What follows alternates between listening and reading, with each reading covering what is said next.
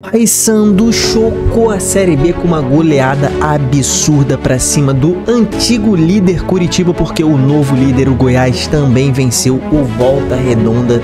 Teve uma virada histórica e a gente precisa fazer um vídeo sobre a Série B nesse domingo. Vamos falar o que está acontecendo nessa Série B na 17ª rodada. Então vambora, mete marcha e vamos nessa.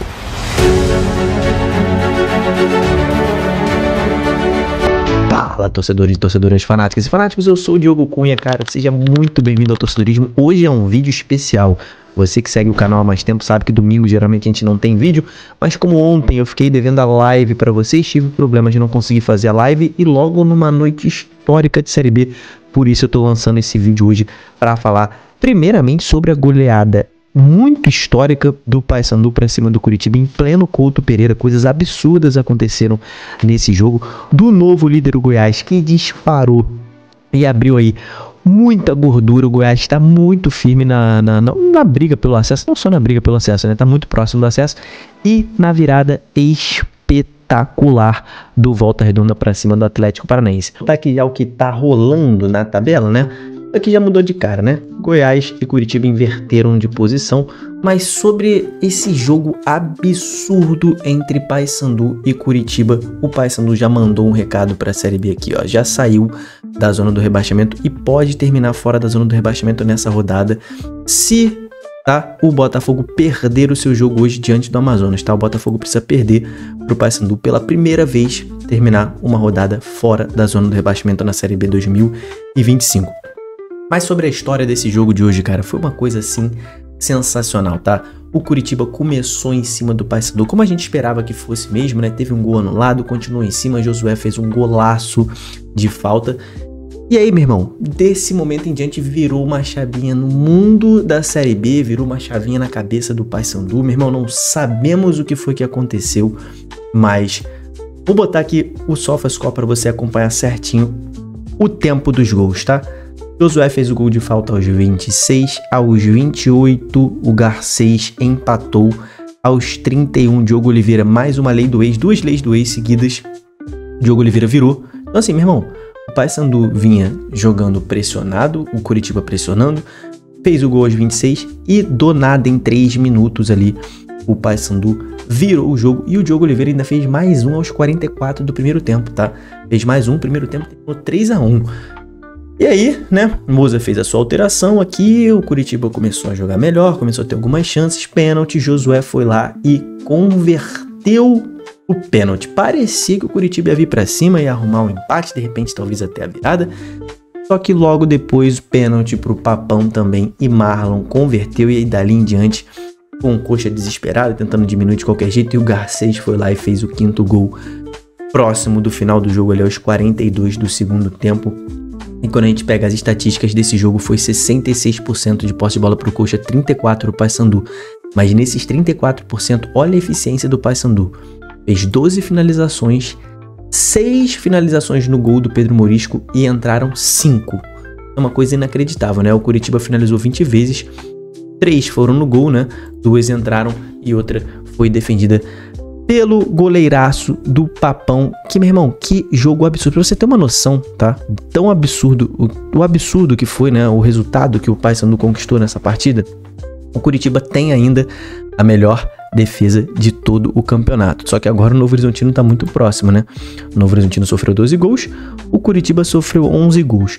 Mas a estatística surreal que eu vou informar você agora é a seguinte. É em 16 jogos na Série B, nos 16 primeiros jogos da Série B, o Curitiba sofreu 6 gols em 16 jogos. Só nesse 17º jogo, diante do Paysandu, foram 5 gols sofridos. Quase que dobrou a quantidade de gols sofridos em um único jogo. Então assim, o Paysandu não fez um resultado qualquer, não. Primeiro foi para cima do líder da Série B, o Coxa era o líder da Série B, e segundo, meteu 5 gols na melhor defesa da Série B. Não é simplesmente a melhor defesa da Série B, era uma defesa com números absurdos, 6 gols sofridos em 16 jogos, uma média absurda. Um dos melhores goleiros da Série B foi vazado 5 vezes, que foi o Morisco. Então assim, foi um resultado histórico que, além de chocar a Série B, mandar um recado de que o Paysandu tá vindo por coisas maiores no segundo turno, É óbvio que nesse momento você, torcedor do Paysandu, tem que se preocupar em se livrar do rebaixamento, tá?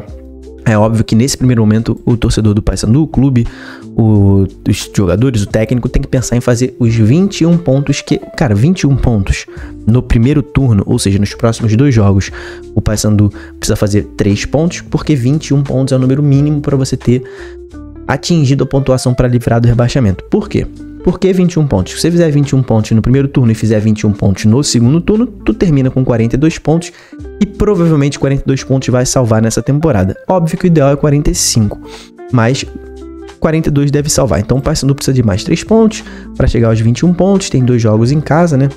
São 2 confrontos diretos, um jogo fora, outro em casa. Enfrenta o Amazonas na próxima rodada e na última contra o Atlético na Curuzu. Então são 2 confrontos diretos, o Paysandu precisa vencer pelo menos um deles.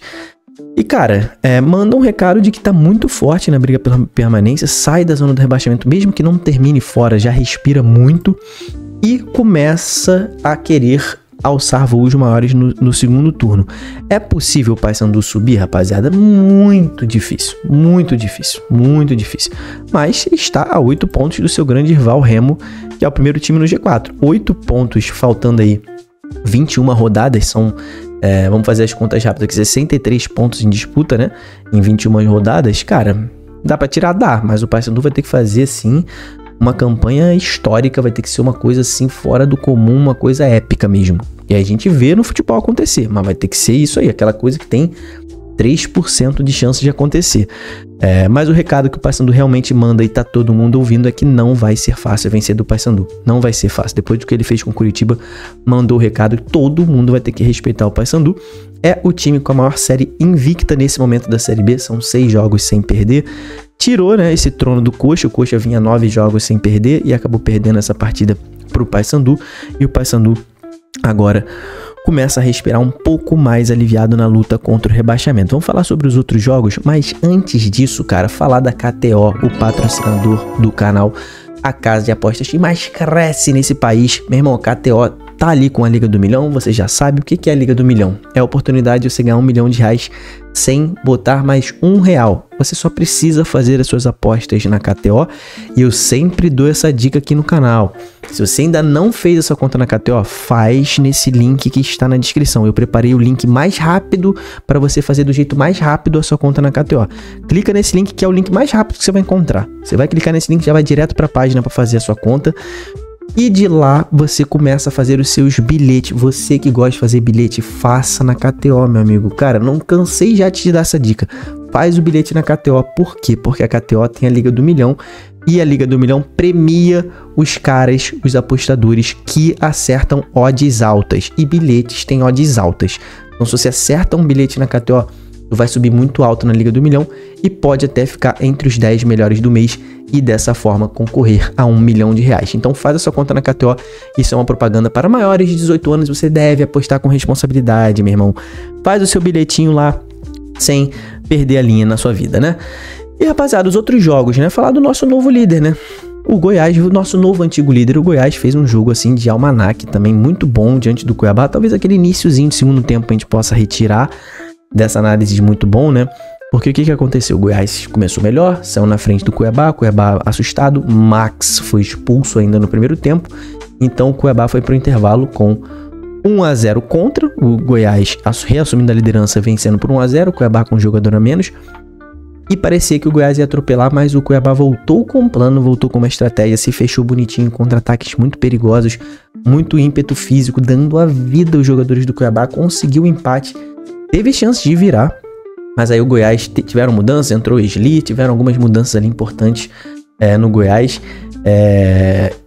E aí o time conseguiu fazer um golaço com o Jajá. Mas que golaço que o Jajá fez, o golaço da vitória, da virada. Da virada não, né? O segundo gol, que botou o time de volta à frente. O Jajá fez 2 gols nessa partida. Tivemos 2 assistências do Tadeu aqui também, tá? A briga tá boa pra ver quem é o melhor goleiro da Série B nessa temporada. E o Goiás voltou a jogar muito bem, né? Reassume a liderança com muita moral. E se liga nisso aqui, meu irmão. São 11 pontos pro 5º colocado. 11 pontos pro 5º colocado. O Goiás vai subir. Pode me cobrar no final. Tô cravando. O Goiás vai subir nessa temporada. 11 pontos. E assim, no máximo termina a 10 pontos. Se a Chapecoense vencer, ela vai a 26, entra no G4, o Remo cai para a 5ª posição com 26, e aí o Goiás ficaria com 10 pontos de vantagem para o 4º e para o 5º colocado. Isso é surreal, cara, surreal. Nesse momento, o 4º colocado é o Remo, né? E deve permanecer assim em caso de derrota ou empate da Chapecoense. A Chapecoense tem um jogo difícil hoje diante do América Mineiro, então probabilidade alta do Remo terminar essa rodada de volta ao G4. Mesmo com 3 empates seguidos, o Remo aí se sustentando lá no alto e de volta à 4ª colocação, que tá muito brigada, né? Se você for pegar, né, já mostrei isso pra você aqui nesse vídeo, do Remo pro seu maior rival ali, o Paysandu, são 8 pontos de diferença. É muito pouco ponto pra tanta posição assim, né, cara? São 3 rodadas, né? 3 vitórias seguidas do Paysandu, 3 derrotas seguidas do Remo, o Paysandu já passaria o Remo. Então assim, não é uma coisa tão absurda de se acontecer, né? Então é muito pouco espaço entre o 4º e o 16º colocado. Até o 19º colocado, né? Porque o Volta Redonda tem a mesma pontuação do Paysandu. Então do 4º até o 19º colocado são 3 rodadas separando esses tantos times, né, que temos aqui. Agora o Novo Horizontino, Curitiba e Goiás estão mais destacados do resto da rapaziada. Tivemos também esse jogo aqui de Avaí e Vila Nova, em que os dois precisam mostrar mais, seguem brigando pelo acesso, mas não estão com aquele ímpeto que a gente vê em times que sobem, precisam mostrar mais. E esse jogo histórico do Volta Redonda diante do Atlético Paranaense. Para os dois times, tá? Vou destacar primeiro aqui o que Volta Redonda fez. Começou perdendo por 2-0, sendo muito pressionado, jogando mal. Foi pro intervalo com 2-0 contra. Cara, mudanças táticas, técnicas no segundo tempo, um time com muita segurança. Cara, da água pro vinho mudou o Volta Redonda, tá? Muito seguro, foi galgando um gol de cada vez, sem desespero, foi lá e virou a partida. Um time que não tinha feito mais de um gol em nenhum jogo desta Série B, fez logo 3 nessa Série B, nesse jogo. Virou pra cima do Atlético Paranaense, e tem que destacar também que o Atlético Paranaense fez, né? Vem fazendo uma péssima campanha. Impressionante. Chega reforço, chega técnico, sai técnico, muda tudo e o Atlético continua uma bagunça em campo, continua oscilando muito, fazendo tempos distintos. Assim, um excelente primeiro tempo e um péssimo segundo tempo do mesmo jogo. Uma coisa que não dá pra entender o que acontece fisicamente, como é que esse Atlético cai também. É um time que a Série B tá perdoando o Atlético. O que eu quero dizer com isso? O Atlético tá jogando muito mal esse primeiro turno e ainda está a 3 pontos do G4. Possibilidade de subir o Atlético tem, mas futebol não dá nenhuma segurança de que esse time do Furacão vai subir.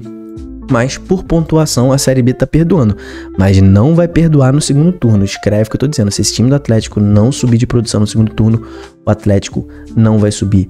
Comenta aqui embaixo, cara, o que você achou dessa rodada histórica de um absurdo que ainda nem acabou essa rodada. Esse é o nosso radar da Série B nesse domingão. Se inscreve no canal e participa das lives de hoje, de domingo. Nós teremos 2 lives hoje, então se inscreve, deixa a curtida até as lives. Tamo junto, valeu e falou!